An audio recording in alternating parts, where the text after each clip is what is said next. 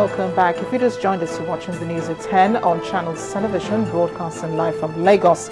A reminder of our top stories. Muslims across the world celebrate Eid-el-Fitr. 3 bomb explosions in Kano kill 5 people, including the female suicide bomber. Boko Haram insurgents abduct wife of Cameroon's deputy prime minister. And the 24-hour ceasefire announced in Gaza stalled as Palestinian militants and Israel continue their offensive.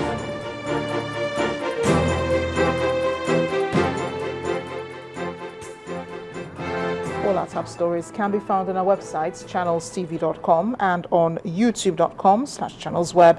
But do visit m.channelstv.com so you can view us live on your mobile device and download the Channels TV app for Android, iOS and Windows phones from their respective stores.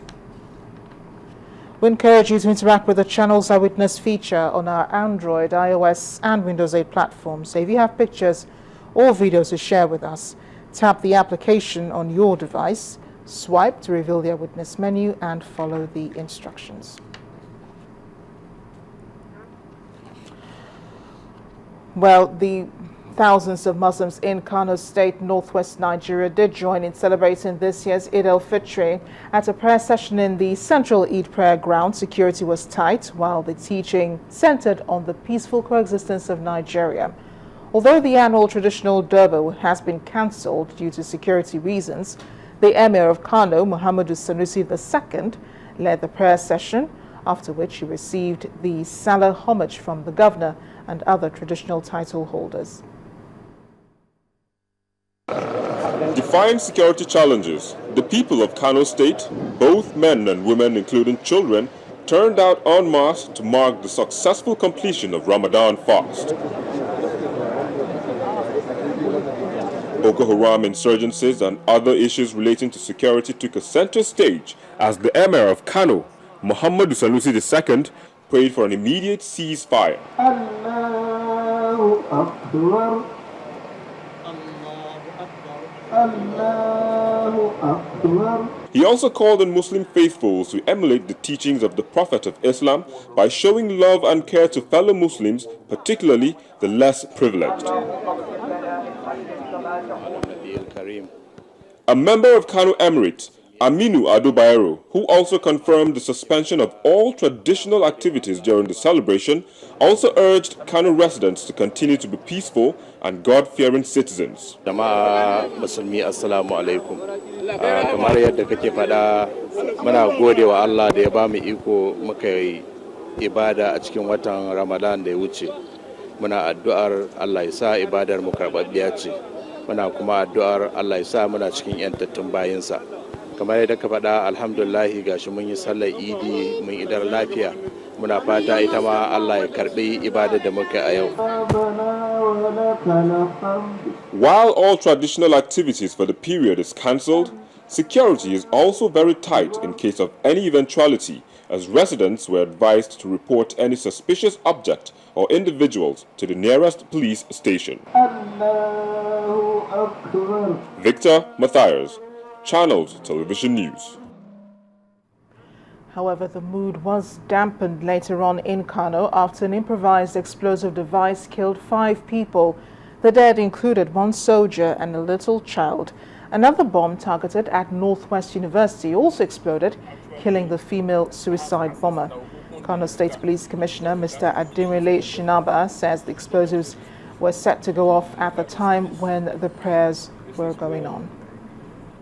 You can see the impact of the device. As a result of this singular act, who would have expected it to have been primed?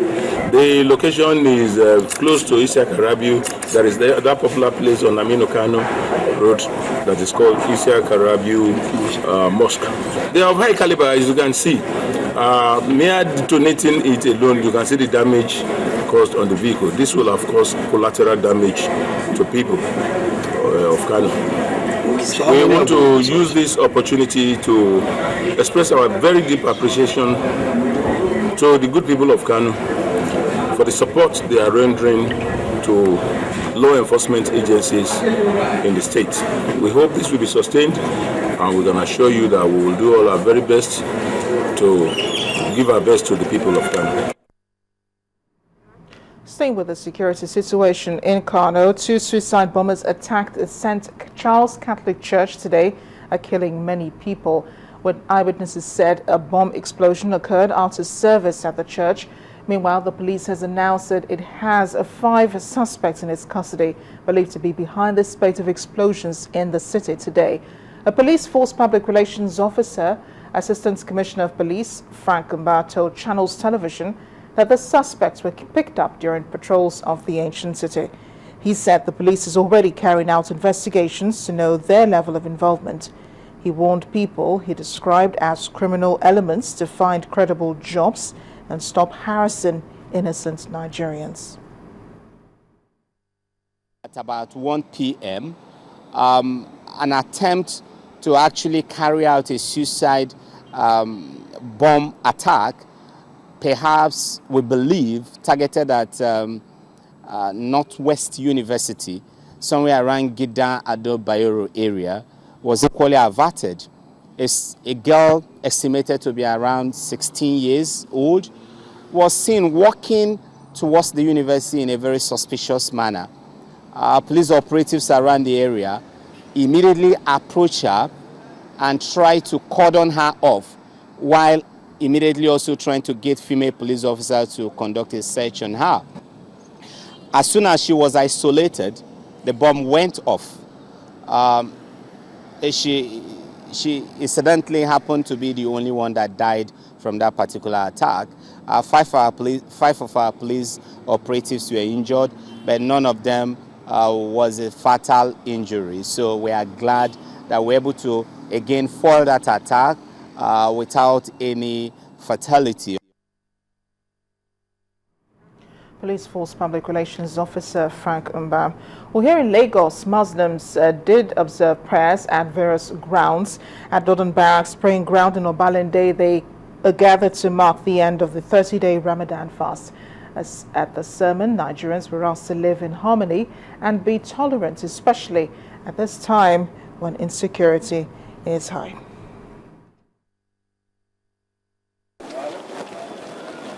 Muslim faithful praying at the Dodon Barrack Praying Ground in Lagos. Allahu Akbar.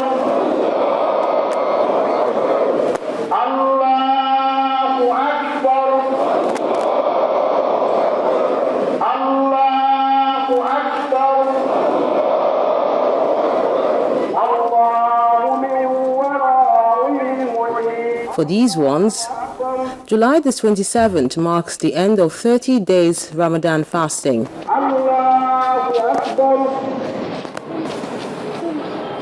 The children are not left out in the prayers.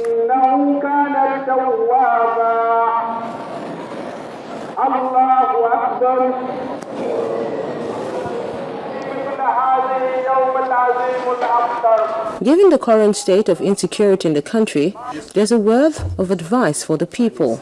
We Muslims, we have nothing to say is to pray to Almighty Allah, to commit this issue into Allah, because there's nothing past prayer. And another thing is we need to call all our Nigerians to be conscious, to be tolerant to with one another, because it's impatient and in lack of tolerance, that is why causing all this problem. But inshallah, if we will tolerate one another and be harmony with one another, inshallah the peace will be raised in this our beloved country, Nigeria. The Islam religion itself preaches peace, and therefore as a Muslim, what I would like to convey to the nation is for us to continue to live harmoniously and then peacefully. While other Muslims end their fast on July the 28th, the message remains clear that the progress of the nation cannot be achieved without Nigerians tolerating one another to promote peace. Cameroonians are, however, in a state of shock as the abduction of the wife of the country's deputy minister in the northern town of Kolofata has spread. There are no details yet about how the gunmen carried out the attack, but the country's information minister, Mr. Chiroma, says that she was taken from her home along with her maid. Security operatives also announced the abduction of a local religious leader and a mayor from the same town. Militants have kidnapped foreign nationals in northern Cameroon before, including a French family and Chinese workers.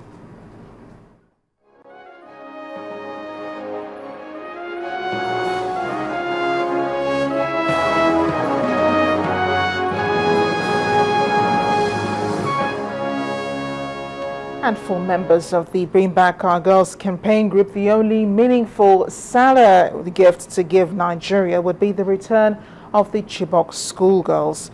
The campaigners say they would continue to engage relevant government officials until the girls are rescued. In the meantime, Nigerians living in the United Kingdom are worried that after 100 days, the abducted Chibok schoolgirls are yet to be reunited with their families. Most of them, who expressed shock at the delay in securing the release of the girls, appealed to relevant security agencies to hasten the release of the students. Our correspondent in London, Doris Okenwa, reports.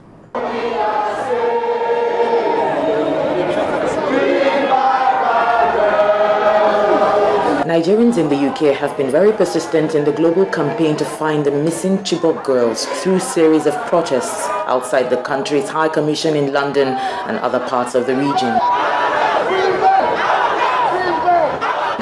They have mobilized and assembled on a regular basis for months now to lend their voice to the global outrage sparked by the abduction that has exposed the soft underbelly of the nation's security. My prayer is that these girls are found and returned safely to their family. But what will Boko Haram do tomorrow? 100 days and counting, the Chibok girls are still in Boko Haram's captivity. The federal government says they know where they are, but their safety is paramount. The president's senior special advisor on public affairs was in London recently to share news of economic progress with the international community and the latest on the hunt for the lost girls. This administration is committed to releasing and finding those girls and releasing them. Our priority is how to get them out safely. But some of the active voices championing the campaign in the UK argue while military intelligence strategies are highly appreciated, the government's posture remains questionable. If someone for the past 3 months has been saying to you, we know where your children are, but we haven't been able to bring them back, and you're not keeping them constantly, updated about the welfare and well-being of their children. I'm a woman, and I feel for these kids. Now, finding the girls is paramount, but it is by no means the end of the story, as many would agree. This situation opens up and interrogates the core of Nigerian politics. The Bring Back Our Girls campaign has seen Nigerians mobilize for action across the world, demanding for the safe return of the young girls, but also calling attention to the weak elements within the system causing insecurity to thrive. After releasing the girls, they will go back and kidnap 5, 4, 10 other girls a month down the line. So how do we fight them?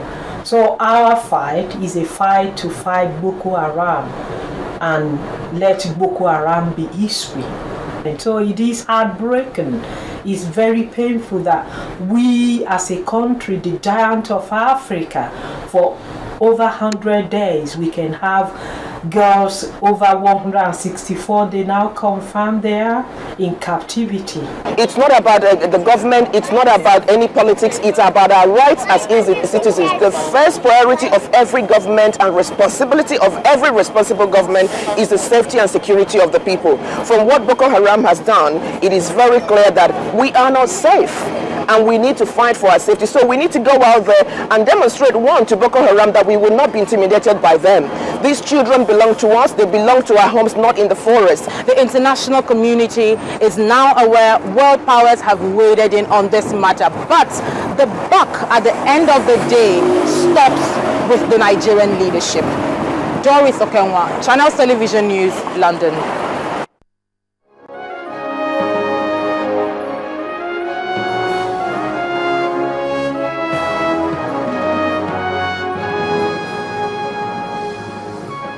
When the news at 10 returns, Ondo farm settlements receive government attention. That's in our community report. Please join us again.